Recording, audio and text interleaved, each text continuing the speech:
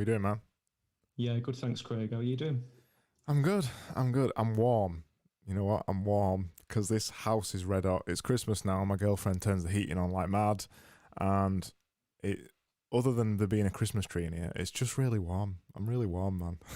I'm a little bit jealous because it's really cold in this one. It's because you're in Sheffield. Sheffield's colder than Barnsley.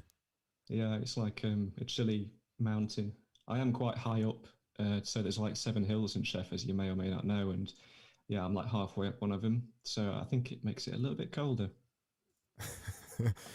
Yeah, well, it's always terrible weather in Barnsley. Everything's terrible in Barnsley. I don't know why I live here, to be honest. There must be some redeeming features somewhere. It's cheap. It's cheap to live. Yeah, It's nice. It's got a personality. When you say Barnsley, everyone's like, "Oh, it's got a reputation." Be that a positive or a negative reputation, it's got a reputation as well. It's got an accent. Yeah, both. I'm not really from Barnsley, but I've kind of got a little bit of a Barnsley accent. But it's not a mega strong Barnsley accent. Anyway, No, I'm not too clued up on accents, so you could tell me you had a Portuguese accent, I'd probably believe you.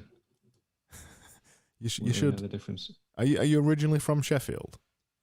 Yeah, so kind of. I was born in Chesterfield, and then I moved further afield to Dronfield to grow up, and then I moved further afield to Sheffield to go to uni, and now start a business and a career and that sort of thing. So I've just hopped from field to field all my life. What, hops from job field to job field?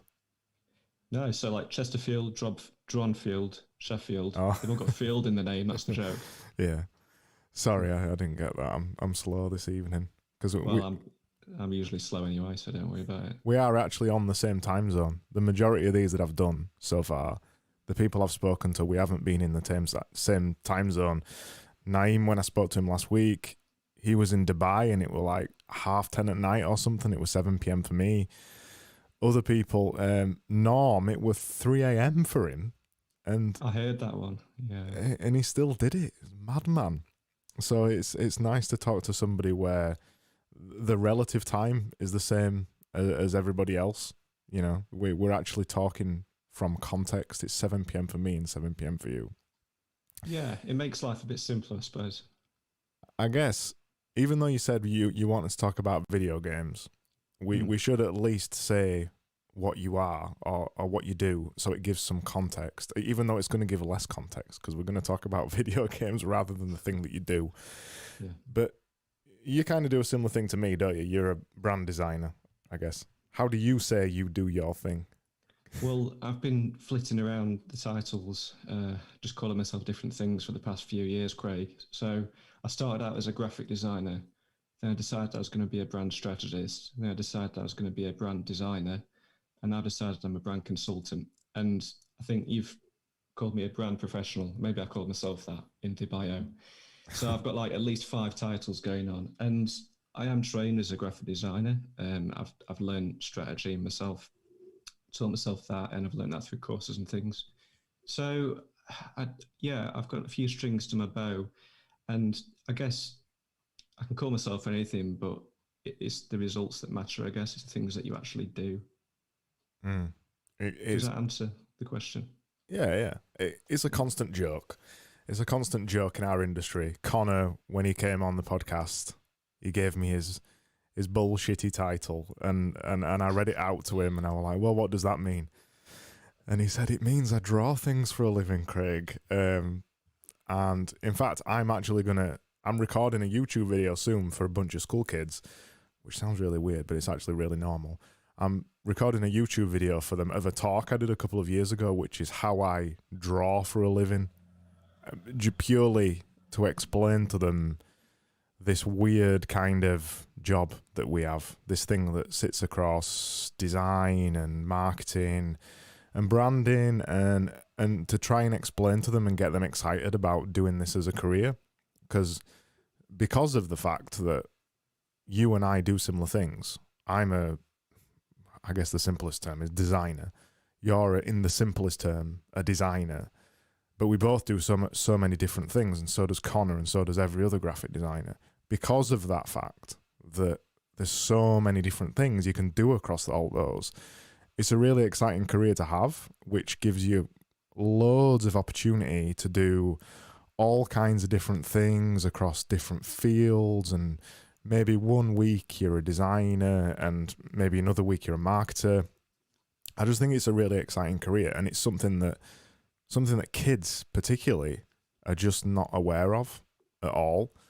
So that's partly why I'm doing the YouTube video. Long tangent, but the point I'm getting at is that even though both of us do the same thing, we don't do the same thing at all. And that makes it very difficult to both explain it, well, to your mum and dad, and also to explain it to any client, because it changes every week. I had a chap asking me, like a friend, what my positioning statement was on LinkedIn. And we were going back and forth for about a week, because he could give me one, but I couldn't quite give him one that was good enough. And it's so difficult to craft a decent one that actually means something. A lot of positioning statements are a bit like airy-fairy, for lack of the better words. Yeah. And they don't actually help anyone understand what you do, which kind of defeats the point, I think. What did you end up getting to? Did you end up deciding on one? Oh, I gave up. I told him I'd get back to him. And then since then, I've put my business through this strategy. So I think I've got to something more interesting now and tangible. And it basically, summed up, it's like I help indie consultants find the truth and realize their vision. And I think that kind of speaks to people, hopefully in a way that most people can understand, because a lot of business people have a vision that they want to, what's the word, reach with a business in mind. I think that definitely works. Saying that kind of statement is way better than saying I am a graphic designer, because the problem with saying I am a graphic designer or I am a brand designer or whatever it is, no matter what it is, I am an accountant, I am a financial advisor. It isn't thinking about what the client wants first. And this is the trap that we all get stuck in. I've been stuck in this for a million years as a designer. And you focus too much on the things that you do without focusing on what the client wants.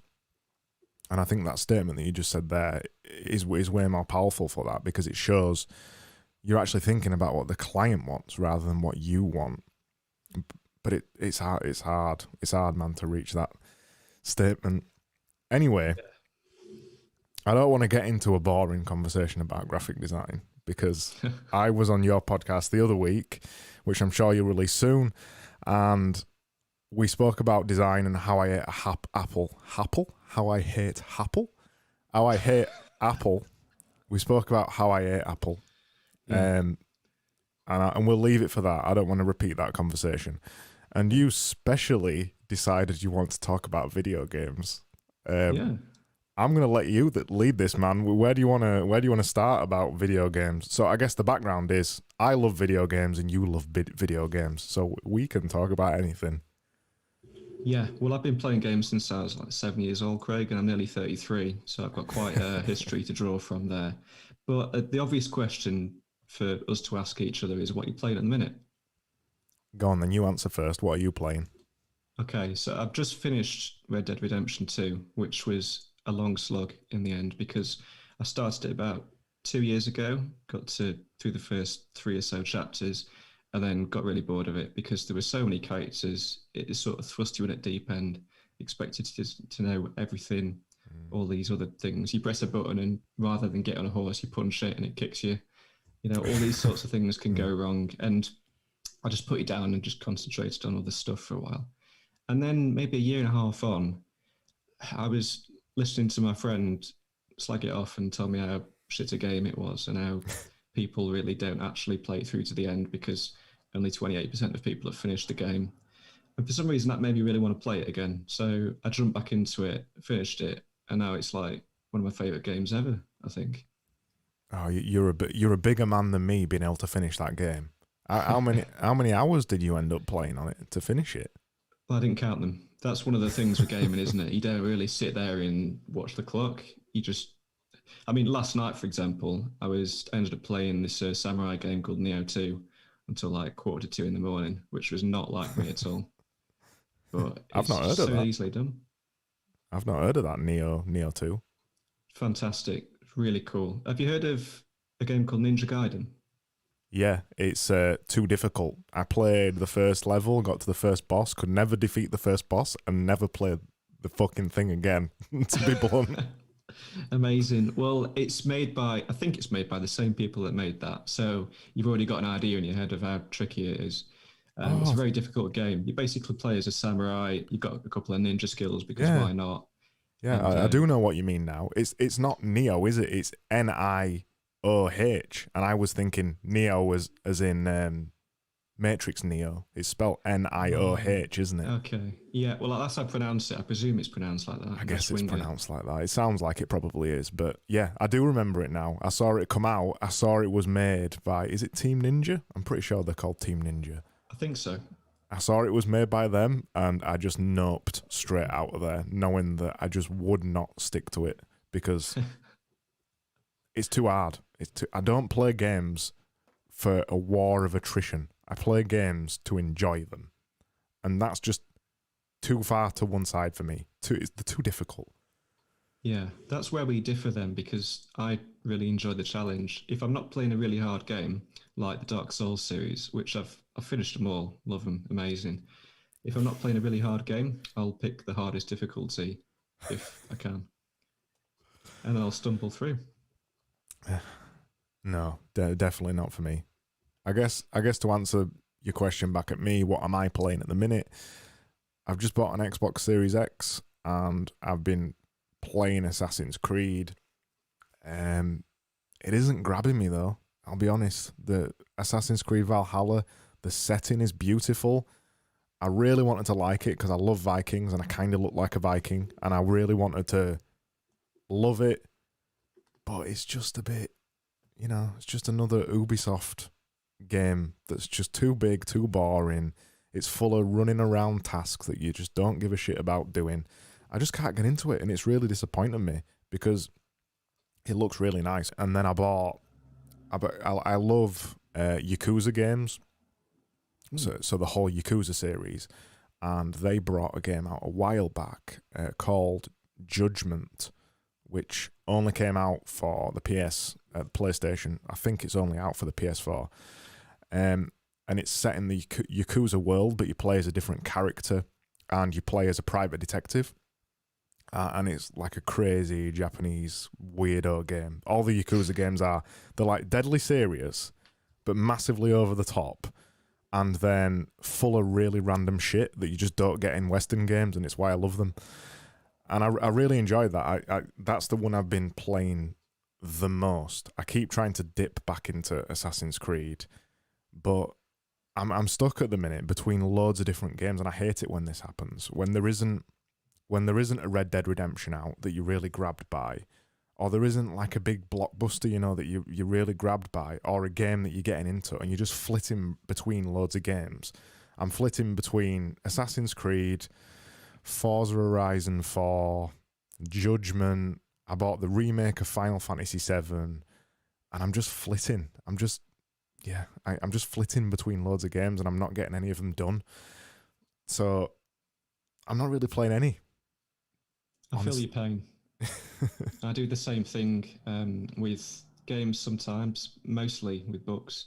we were talking about books briefly the other day, Mm, and I mentioned that I'm in the middle of about 13, 14 books or something, same. and it's terrible. It's like even worse now. I've got a Kindle because now I'm just Yeah. like munching through these £1 deals on Yeah. Amazon or whatever, and there's loads of things that I want to jump into and check out, and they sound amazing, but I'm just like 10, 20% into all of them. I'm not really getting anywhere with any. I used to, on the books front, I used to see it as a bad thing. That I, I think this is a childhood habit that we get taught that you have to start a book and finish it. But Mm. now I don't feel so guilty about picking up a book, and if it doesn't grab me, putting it down and maybe coming back to it in the future. And what I've recently started doing as well, because I bought a subscription to Readwise. Have you seen Readwise? No? Readwise is basically when you highlight books in Kindle, you can transfer the quotes back to Readwise and reconsume them at a later date, and it sends you 5 of them by default. It sends you 5 of them every day, so it's good for recollection, for memory recollection, and also throwing the quotes back at you.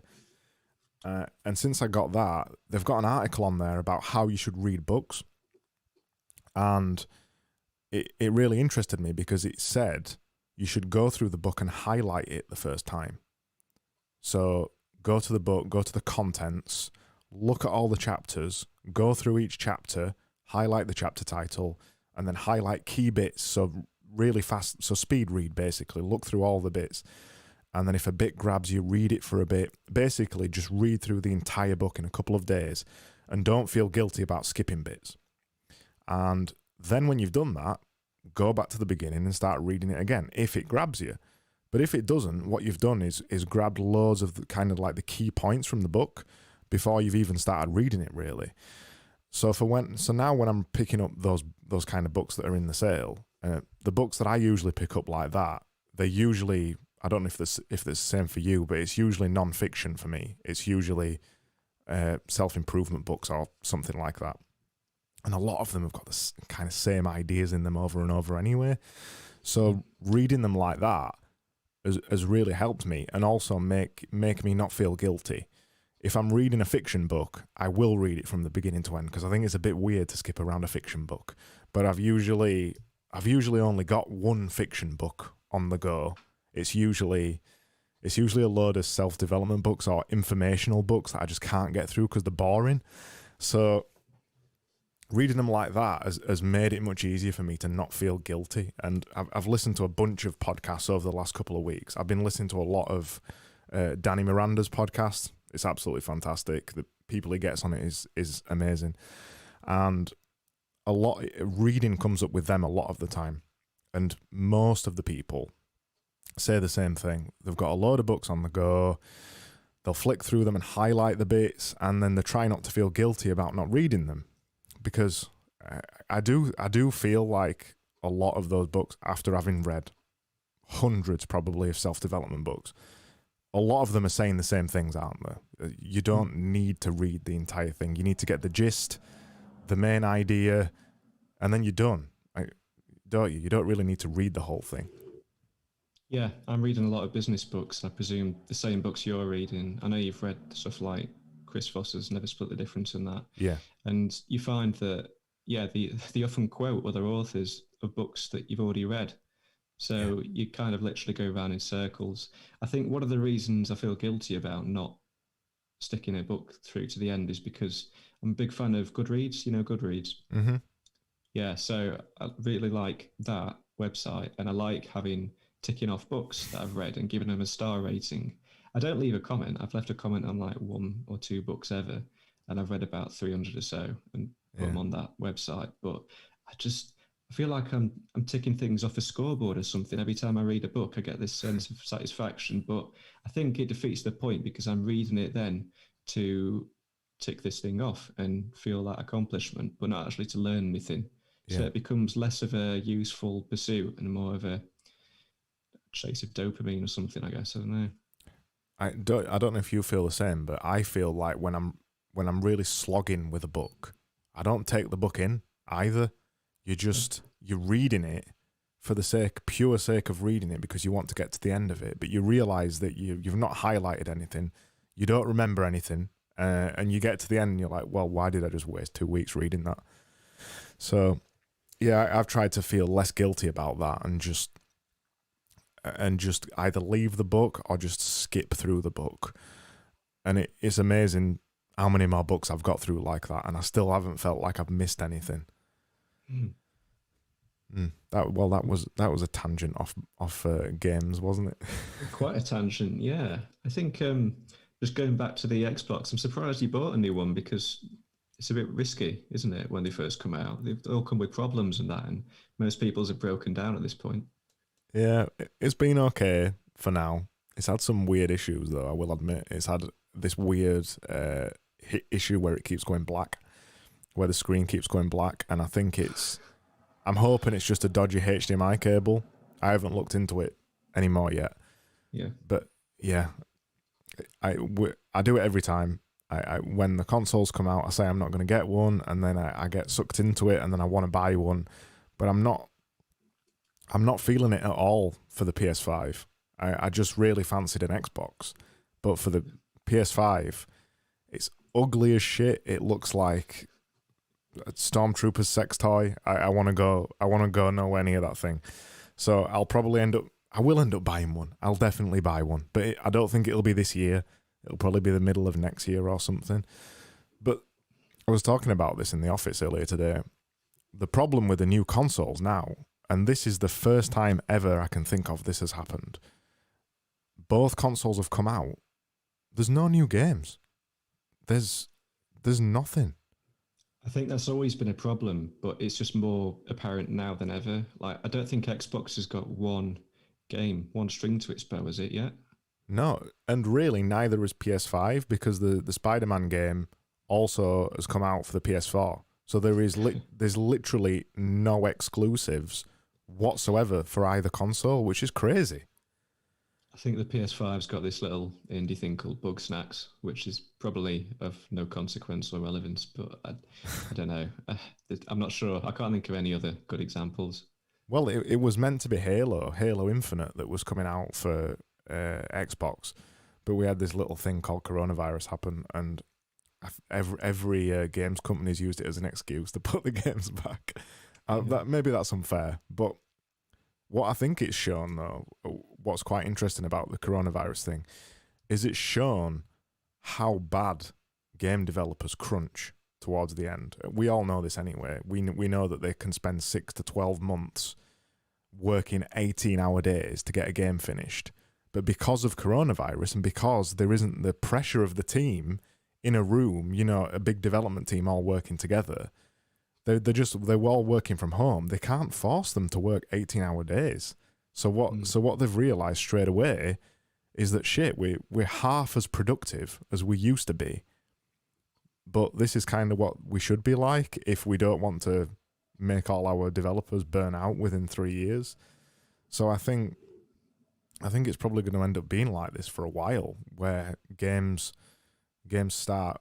I know games release dates always get pushed back, but if you look at something like Cyberpunk, where it's been pushed back, and then even when they said it was going to launch in November, they came out the other day and said, sorry, it's launched in December now. It's because of coronavirus, and because they're not getting this super productivity from the developers anymore, which used to come from them basically whipping the developers like donkeys. Well, I could be wrong, but I think that CD Projekt Red, that made The Witcher and Cyberpunk, I think they've got a history of delaying things over and over again, to be honest. But I do see your point. I'm sure this has happened to pretty much all of them across the board, where they just had to slow down almost to a stop because of this thing that's happened that's hit practically every industry. Yeah, it's a crazy world we're living in. Yeah, the reason I mentioned the crunch stuff is because I read a book about it. The name slips my mind. It's a book I've got 3/4 of the way through on my Kindle and then left it like everything else. And it's really interesting, and what it does is it charts. It's basically by I think it's a journalist from Kotaku, or however you say, that games website, Kotaku. Yeah. It's one of the journalists from that site, and each chapter is chronicling the development process of a huge game that's gone in history over the last 10 years or so.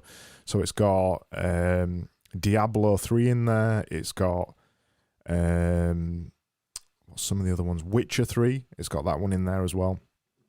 And each chapter is about a huge game like that you'll be familiar with. And it talks about the massive problems that they had bringing that game out. And Destiny's in there as well. Destiny is really interesting because I don't know if you remember all the nightmare that they had with Destiny, but that's a really interesting chapter. The whole over-promising of what it was going to be, and then it got released and it was a pile of shit, basically.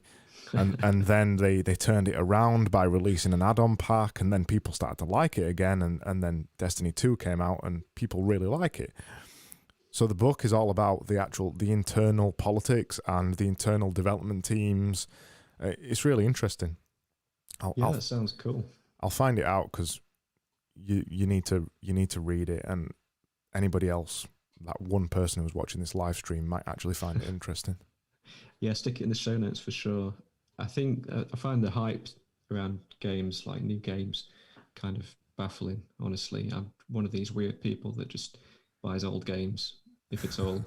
I've got a friend that's like 2 generations behind, I think, at this point, and he's quite happy just getting all the old stuff and just going for that. But on the topic of Destiny hype trains, do you remember No Man's Sky? Yeah, that's pretty much exactly the same thing that happened with No Man's Sky. But they never really recovered, did they? They made it a lot better, but I still don't think they ever... It doesn't feel like they ever got the trust back that they put out. No, I don't think they did. But then that said, they're still releasing stuff even now. And I don't know how many years this is on after initial release, but they hyped it up so much that they've had to just keep working on it for years, and I can't imagine they're making much money out of it these days. Well, what was really interesting, and the book was called Blood, Sweat and Pixels, by the way. Oh, okay. Cool. Fascinating book, really easy to read, by Jason Scherer, I think it is. What's interesting in that book is the Diablo section, and it's something I didn't realise about Diablo, and the people who make Diablo... It's completely gone out of my head now. What's the development company that makes Diablo? Is it Blizzard? Blizzard, yeah, Blizzard. Yeah. What's really interesting about Diablo is that the strategy that they always do for games is they release it knowing that it isn't going to be perfect, try not to overpromise, and then make the game 1,000,000 times better by supporting it for 10 years afterwards. And you can see now people like No Man's Sky and people like Destiny and things like that, they tried to follow the same development path, but accidentally. They wanted to release a game that was amazing and it wasn't, and then they had to do it. They had to do it. But what's really interesting about Diablo 3 is that it's like 11 years old now, maybe even 12 years old. They're still releasing updates for it now, and they basically never drop support for a game. They continue releasing update after update after update, and not just patches and fixes for new operating systems and stuff, actually adding new features and consistently listening to their audience. And whenever one of them asks for a change, or hundreds of people ask for a change, they'll still implement it 7 years after it comes out. There isn't many... That's why Blizzard are who they are. That's why Blizzard are Blizzard. And most of the games developers do not do that. I think Blizzard are unique in that they've got quite a rich history with World of Warcraft, haven't they? Where they've had subscription models, and people have been paying them, whatever it is, £9 a month, I think, for month on month for a very long time now. Yeah. And they've been improving things with the knowledge that they've got that money coming in, and the more they improve, the longer these people will keep paying. But with Diablo is an interesting one because I don't think they do have a subscription for that. No, they don't. As far as now. No. Yeah. Just buy it once and they still keep updating it. Yeah. Yeah. It's a nice idea. I don't know how doable it is from a money perspective, because usually games, when you release a game, it's out there in the void for a couple of months and people are lapping it up, and then kind of gets drowned out by all the other new games that come out because there's so many of them now. Well, I think the only reason they can do it with Diablo is because they've got World of Warcraft. Mm. So because they've got, because they've got World of Warcraft, it's making them an absolute fortune, and that's their main money spinner. It means they can kind of have the side project of a massively popular game like Diablo 3 to just do whatever they want with it and never have to add a subscription model. But you see the format coming out over and over and over now. You've seen it with Destiny. You've seen it with No Man's Sky. You've seen it with Rocket League and things like that, where you buy it once and they keep adding feature after feature after feature after feature. You've seen it rather strangely, actually, because they weren't known for doing this kind of thing, with Call of Duty Modern Warfare, where they released the separate pack, where they basically released a separate version of the multiplayer that was free, and they released that to the public, and now they continue to update that. So they've siphoned off the multiplayer into a free version, and the game is also still a paid version. That's something that Activision would not have done. Well, Infinity Ward wouldn't have done 10 years ago or something. Personally, I'm not sure I like it. I'm not sure I like this freemium model. I don't like the idea that you can release a half-assed game and then improve it to make a good game eventually after 5 years. I don't think it's the right model, and I think it lets off developers too much, and that's why games like Cyberpunk, like CD Projekt Red, and like Rockstar, they only make a good game every 5 years or 6 years or something, because they take their time to make a game right the first time it comes out. And that, unfortunately, is becoming a massive rarity in video games, because people's attention spans have dropped and people are just releasing games, small parts of games, too quickly. Look at the latest Call of Duty. It's 60 quid, 50 quid, 60 quid, depending on what console you buy it on. And the multiplayer, the single player campaign lasts 4 hours. It's still not good enough for me, that. Yeah, but we've been sort of trained to expect more from games, haven't we? We've played so many games that have had much longer story lifespans than that we're kind of almost trained monkeys at this point. I'm surprised when a game doesn't last 60 hours plus now. Like, I'm playing Neo and I've probably spent 60, 70 hours on that so far. I've not quite finished it yet. Red Dead was probably, I don't know, just guessing 100 odd hours before you finish it. Yeah, it's surprising when you don't get a game that's that long, but we've just been sort of treated, I guess, by all these great new games, and it's such a good time to be alive right now because we've got all these fantastic things to play. I've got to say, things like Neo and things like Red Dead Redemption still aren't the norm. The majority of games, the games that sell in the millions, like Call of Duty, are all very, very short and all very, very quick to be over, and very, very poppy. Neo is not really a mainstream game, and I'd hesitate to say that most people didn't finish Red Dead Redemption, and I'd say that most people would have said it was too long for the market. I don't think when you play it, it's not really a mainstream game, is it? Even though it's from Rockstar, it's not a Grand Theft Auto because of the way that they've made it and because of the really lengthy story on it. So, yeah, there is quite a few games out like that, but they aren't the mainstream games. They aren't being made. The people who should be setting the example is what I'm trying to get at. The people who should be setting the example, like Infinity Ward with Call of Duty, do not set that example. They make a short story. It's 4 hours long. It's all about the multiplayer, and they try and get you with the quick dopamine hits of the multiplayer modes, rather than crafting a story. And because I'm a little bit old school with this, I still think a game, if you're paying 50 quid for a game, it should have a lengthy single player story. I don't think there's any excuse not to do it. for me, because again I'm a little bit old school like it, the multiplayer is the add-on, isn't it? It's not the main feature, or it shouldn't be to me. It should be the add-on. It should be the extra. And if it's going to be the main feature, you should still have an equal or better single-player campaign, because you just, most of us don't have the online friends to play these games with all the time when you get a bit older. Well, most, not everyone's our age, Craig. So, yeah, there's a lot of kids out there playing these games with their friends and that. But I guess it comes down to value, doesn't it? It's what people perceive to be valuable in the game. So, a lot of people love Call of Duty for the multiplayer and they don't play it for the story. I don't think a lot of people even touch the story on a Call of Duty, which is fair enough. If that's what you want, if you want the multiplayer, then yeah, go for it. It's your life, not mine. I think it's the Fortniting of games.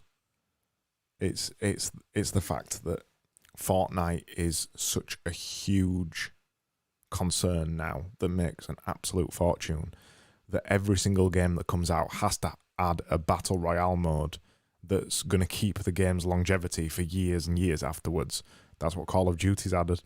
That's what the latest Call of Duty's added as well, which is kind of weird that Modern Warfare's made by one development studio, and then Black Ops Cold War, or whatever the fuck it's called, that new one, that's made by somebody else, and they've both made competing online modes that aren't the same and that aren't connected.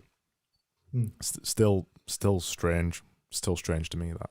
But yeah, the point I'm getting at is that it's this Fortniting of games, and I honestly think that outsize indie games, because they're amazing, and the innovation in indie games is huge and really inspiring and still really fun to play.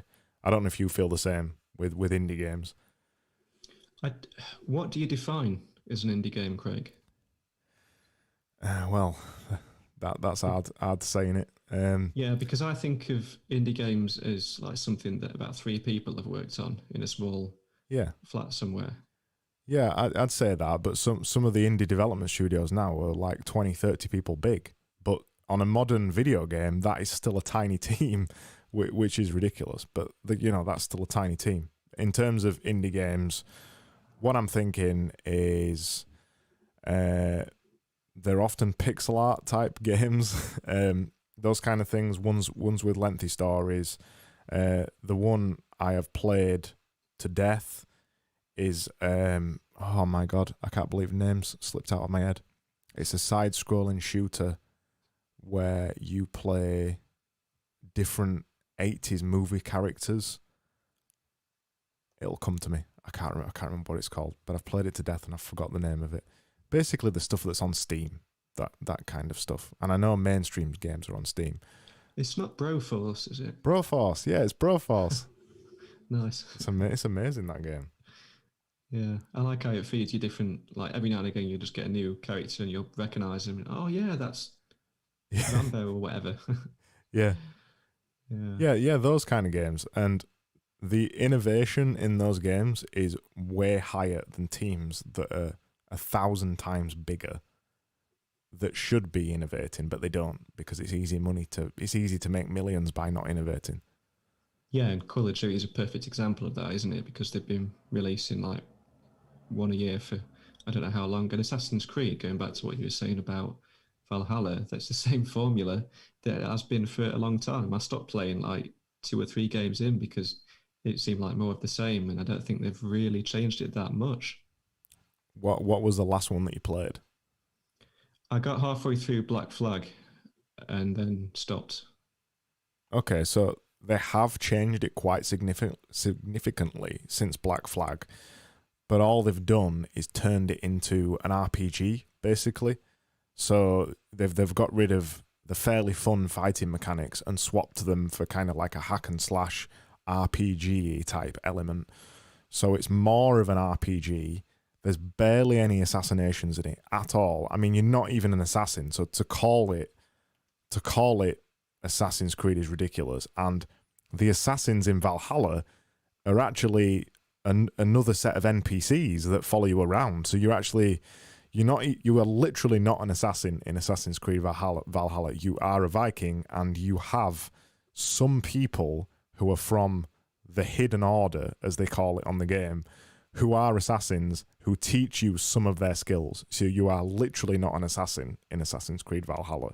It is a Viking simulator. That's not a bad thing because the setting is really cool. But to call it Assassin's Creed now is very far removed from what it used to be. So it's very different to what it used to be now. It's about quests. It's about leveling up. It's about grinding to a certain point. It's very RPG-y.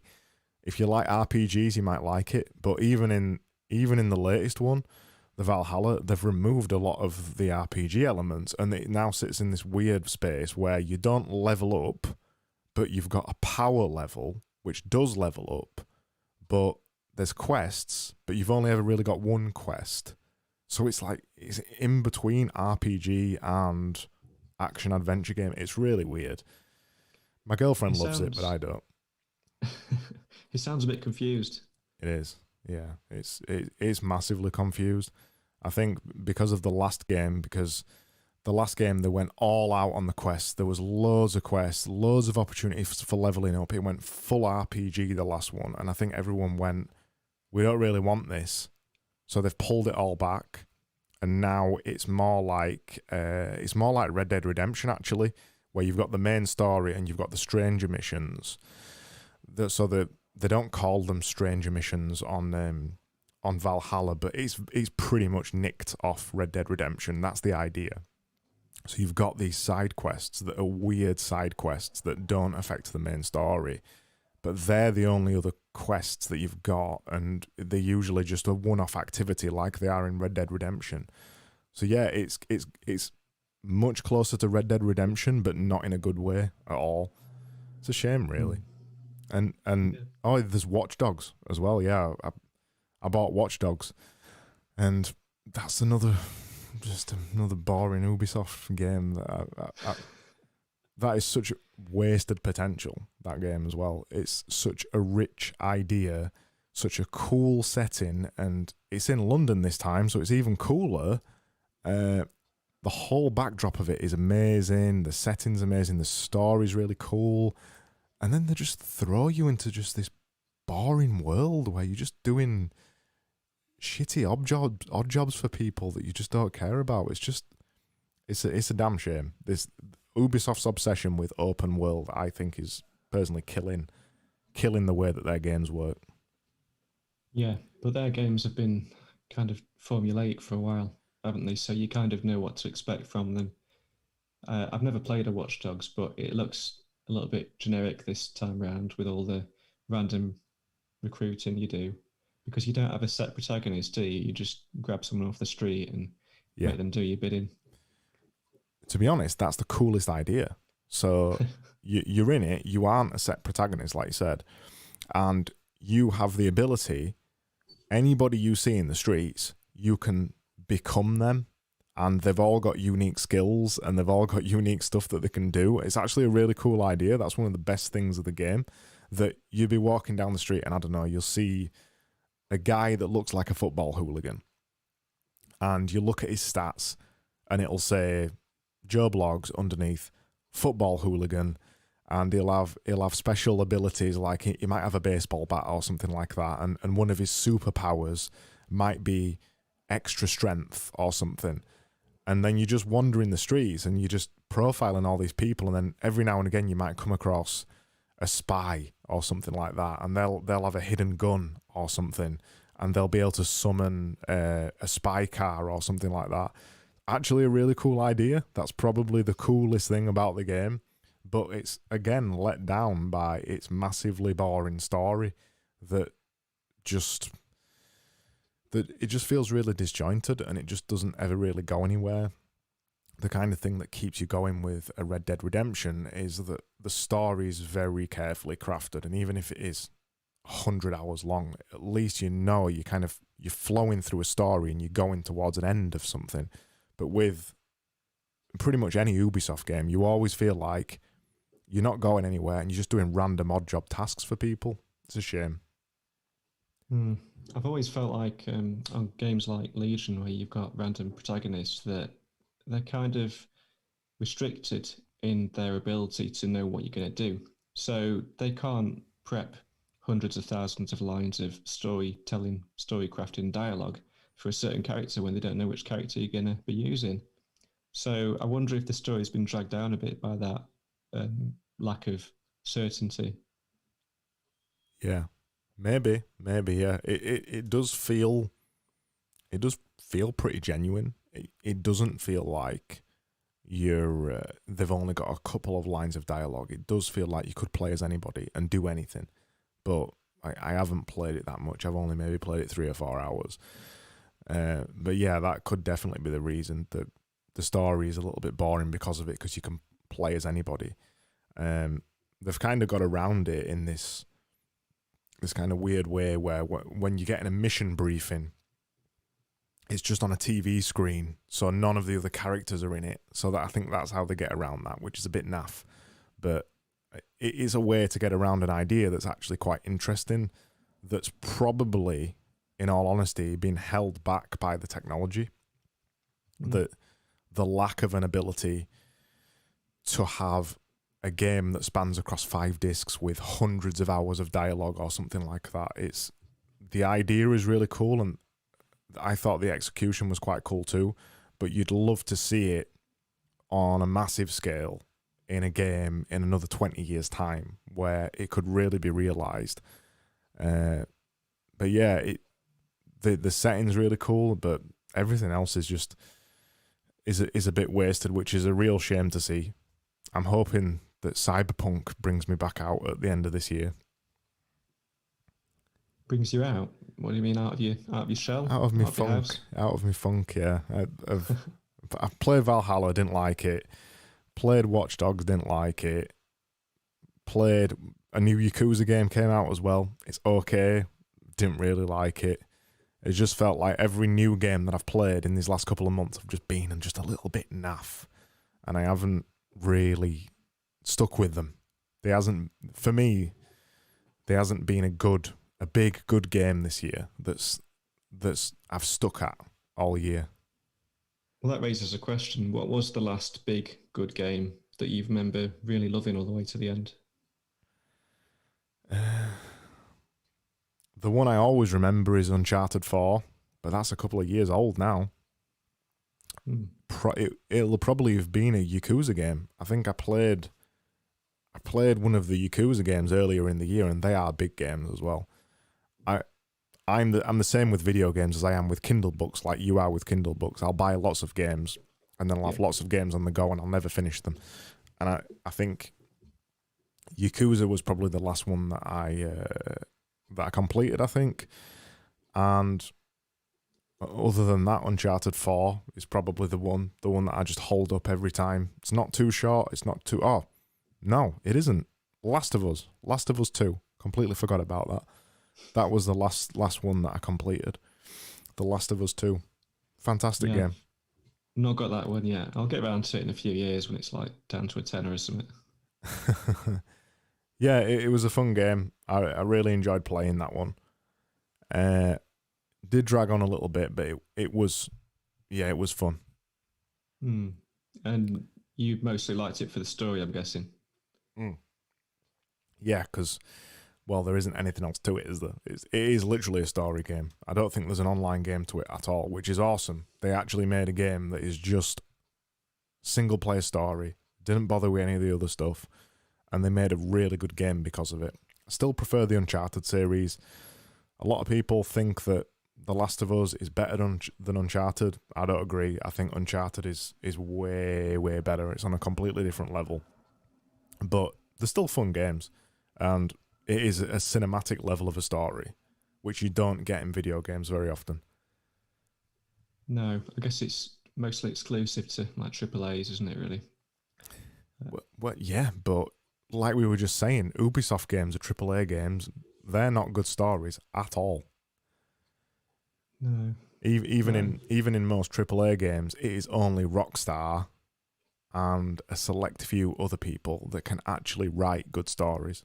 Most of them are still stuck in video game storyland, which is mostly terrible. Bit of a tangent, but I'm stuck in a bit of a problem at the minute where, you know, the PS Plus on PlayStation. Yeah. So yeah, you get 2 or so new games every month, and they just give you them as long as you're paying them for this subscription service.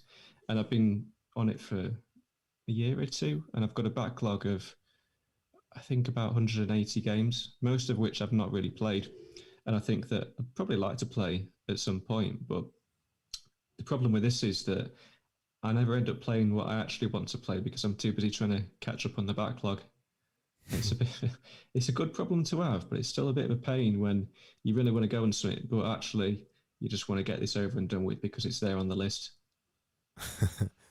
Yeah, I've got PS Plus as well. I don't think I've either already bought the game by the time it comes out on the free thing, or I just never get around to actually playing it.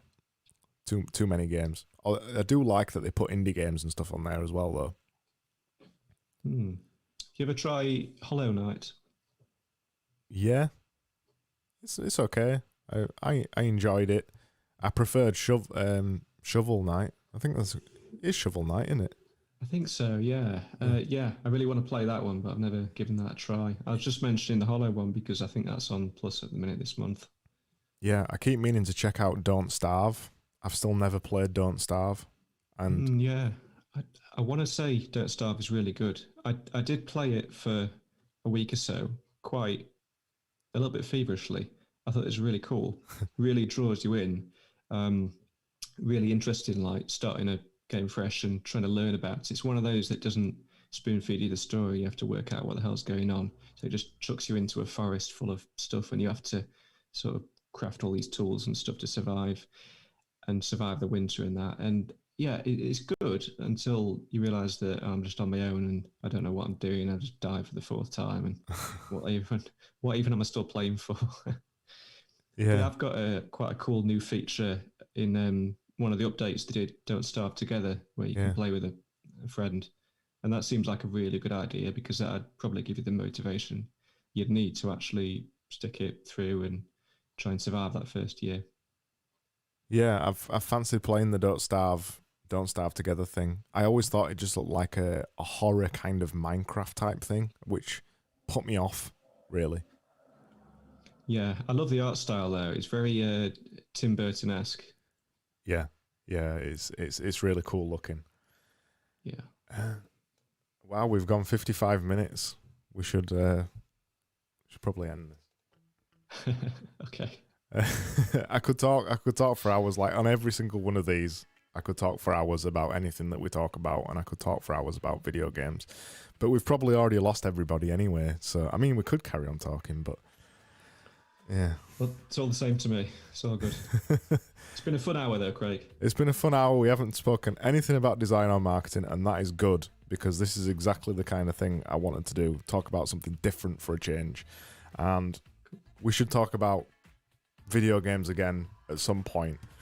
Have you got anything else? Anything you want to say finally to finish off? No, just thanks for sticking in with it, folks. If you did, well, thanks for watching back. And if you want to learn about me, there's like things in the show notes, isn't there, Craig? There is. Yeah, cool. Okay. Cheers, man. Speak to you soon. Thanks.